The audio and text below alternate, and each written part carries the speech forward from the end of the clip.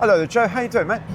How are those food videos going, by the way? It's going all right, actually, Gary. I've been doing lots of British food. I've been really good. trying to think about what's uniquely British, what people want to see. So, done a lot of full English breakfasts. Oh, good. Yeah. Weatherspoons do good full English breakfast.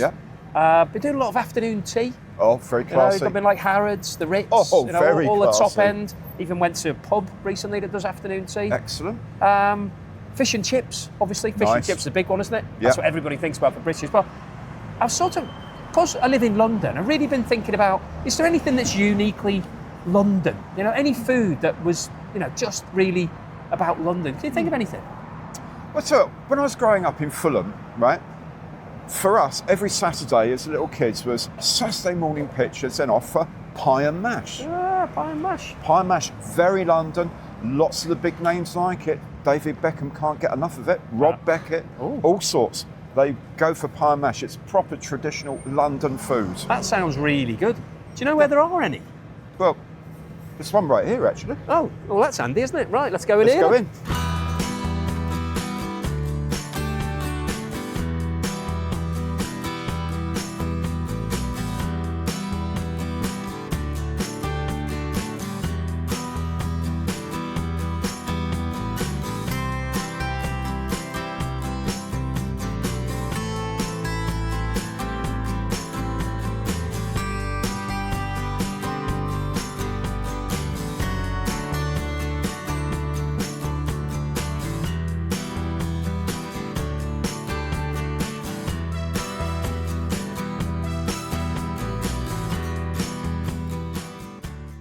So here we are inside Manzies, which is amazing. It's really traditional. I mean, we've got the tile on the wall here. These benches are the original layout from 1902, I believe this place opened, Gary. Mm-hmm. That's right. The family bought the business from the Cook's family, I think in 1892.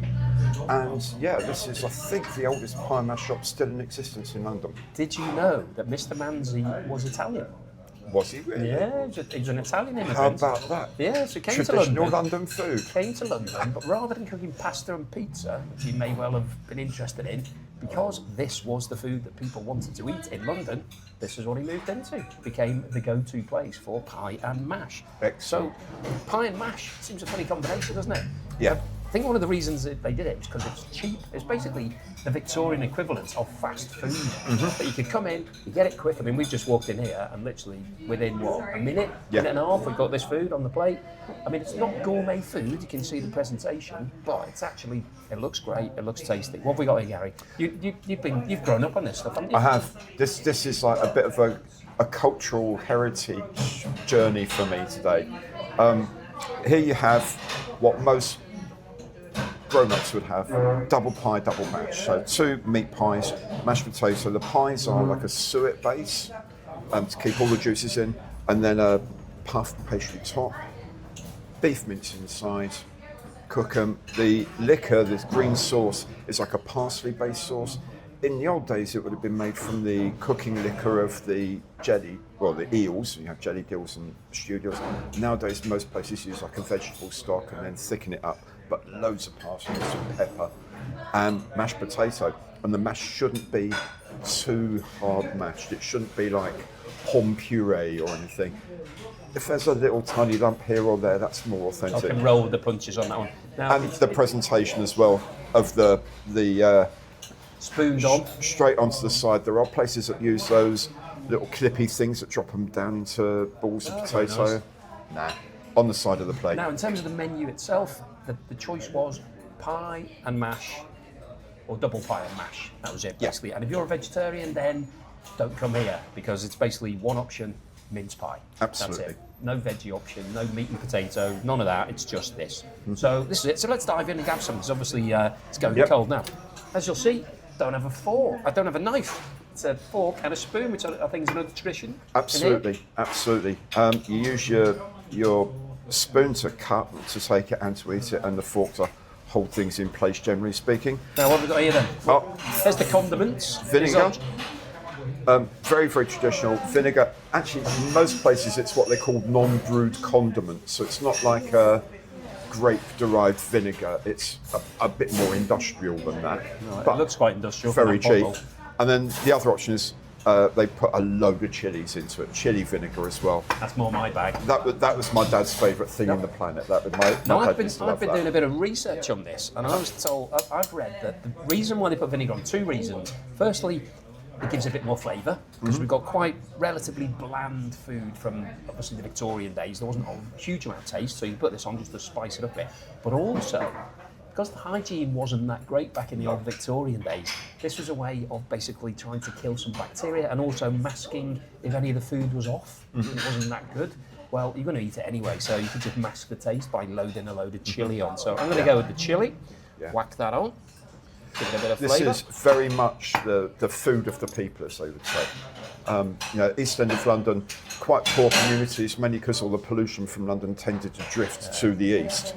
And that's where most poor people live. And of course, minced beef back in the old days, it was minced beefs of all the little cuts. When you'd finish butchering off the main stuff, it'd be all the rest of it, you'd mince it up and use it. But now, they use proper beef mince. You could hide a lot of things in mince, right? Oh, Let's yes, get you into can. this pie. Okay. So, it looks pretty full, this pie. There's not a lot of filling, and it is, you see here, it's proper mince that we've got in there. And we have a bit of this, bit of everything. Why not?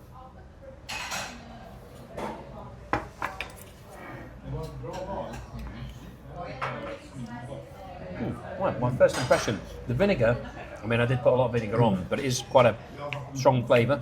Pie, good quality, not, no filler in there, it's just all mince. This parsley sauce, well, it's called liquor.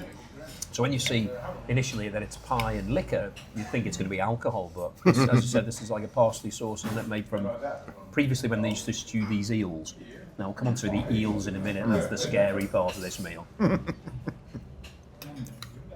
Yeah, parsley sauce, it's sort of like a very mild tasting gravy, isn't it? Yeah, definitely. Yeah, I think you need the combination. I wouldn't eat the parsley sauce on its own. Let's see what the mash is like on its own. Oh, I like that mash. As you said, it's really solid, isn't it? It's like, sometimes you go to places and they put way too much butter and cream and milk, and it's almost like a drink. This is really solid potato. You can properly taste potato in this, not, as you say, cream or butter or whatever. That's nice. Got a little bit of salt in there as well, so it's got. Actually, that potato's really nice. That's one of the nicest mashed potatoes I've had for ages. Okay, get back into this pie. How are you finding yours? One of your pies seems to have disappeared already. Very nearly. I'm really restraining myself for the valued viewers here, I have to say. It would have all gone usually. Totally. Yeah, that mince is really good quality, actually. I'm not usually a fan of minced pies, but as you said, it's really high quality food taste to it. So it does taste like a sort of gourmet pie, even though the presentation isn't gourmet. I'd say the taste is pretty much there. Presentation's just authentic. This is how it's always been done. It's really tasty, actually. And I can see why the Victorians had it, because it's got that sort of really filling factor to it that you just, as you're eating it, you can sort of feel yourself sort of gaining energy. Yeah. Sort of. Over the years, of course, I've been feeling myself gaining a little bit too much weight around the tummy, but, this is a bit more of a luxury now rather than a weekly thing. Right. Whilst I've still got the appetite for it, let's have a look at these eels now. I believe that back in the Victorian day, because London was so polluted, the Thames was very polluted. They were struggling to have any fish in there, and eels thrived in that environment. So there were millions of eels, and so lots of Londoners were eating eels. And these are two traditional ways of eating them. And apparently, a lot of these pie shops started off life as eel shops, Absolutely. so serving eel, and then they expanded into pie and mash and liquor. Now this looks quite scary, and so an eel, obviously, it looks like a snake, but it isn't a snake. It's a fish. It's a fish. Now this has been boiled, have they? Two different types of presentation. What's the difference here then? Yeah, this is your stewed eels, sort of cooked in water, which served with liquor. This is what you have here, hot. The jellied eels are then preserved in like an aspic-like jelly, and this is a bit more like the takeaway, eat on the move street food sort of thing. So you would find, back in the old days, you'd find, like you find now, street pop-up little carts You'd be walking along the street, you fancy a bit peckish, there'd be a jellied eel stand. You go over, get a pot of jellied eels, and off you go, happy eating them. It was like the Victorian equivalent of chicken nuggets. Yeah, Or pretty much, tapas, or something like that. Absolutely. Doesn't quite look as appealing as either of those to me, but... So we're going to try this hot one first. Try the hot one first. Yeah. So this is first for me. Obviously, Gary's an old hand at this, so you can go first. I'll follow your lead. So the thing to remember about eels is they are a little bit bony. Okay. So you can just take the meat away from the bones like that, and then in it goes. But do be aware So there eating could the be skin. Oh, it's nice. Actually, that's really nice. A little bit of mash with that as well. Well, that's how a pro does it. Now, hopefully, I managed to keep this down, but let's just see. So, we'll follow your lead. So this is That's a good piece because it's like a fillet type cut. That's nice. Yeah. If I think about a fillet of fish, then maybe that's how I'll get through it. So I'll just break off the meaty and the skin part. So that's what it looks like. Anybody fancy a bit of that? Okay. Bottoms up. Good luck. Ooh. It's very soft, isn't it? It's very It soft, literally very just delicate. melted in my mouth completely. I was expecting it to be sort of chewy and hard and not nice, but actually just disappeared. It was really quite tasty. Actually. Yeah. It's a bit sort of... It gives you just a little sort of, because it's a freshwater fish, it doesn't, well, partly freshwater fish, I should say. It doesn't give you that massive hit of the sea. Yeah. It's got quite a delicate sort of I would almost, carpy-like. yeah, I'd almost put it to like a sea bass. That sort of, very similar. That type of concept where it's sort of very light flavour, a hint of fishiness, but really soft and just literally just melts in the mouth. That's actually nowhere near as bad as I thought it was going to be. However, the jellied eels, that looks like a different kettle of fish completely. Same sort of thing going on. So take it off. Take it off the bone. The fish will be a little bit firmer That does on look a bit this. harder. It's mainly because of the skin. You don't have to eat the skin, but I eat the whole lot. And it goes. So he's done it. The jellies is like quite neutral, so you don't have to have too much jelly. It's mainly a preservative mechanism. Let's go for this one on the top. That's what it looks like. There's a lot of jelly in that bowl. There is. Okay, let me put it on here. Separates off away from the bone. Oh, it's a lot firmer. Yeah, so this is it. Okay, here we go.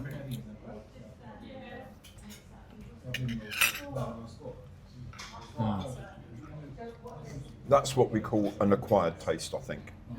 Yeah, that feels a bit more like a sort of challenge as opposed to something that you know. If there's a street vendor selling that outside now, I don't think he'd be doing a roaring trade. That was a lot more fishy somehow. I don't know, even though it's the same eel, somehow they managed to contain the fishiness. Yeah. I don't really like the jelly. No.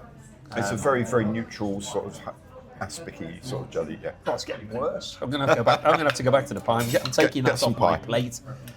Get some pie. That's Let's just pie put always that- cures Put that everything. back over there. Yeah, I'll try and forget about the jelly deal. So if you're coming here, if you want a bit of fun, try the jelly deal, but I wouldn't bother. The other eel's okay if you want to try it. Let me get back a bit more of this meat pie.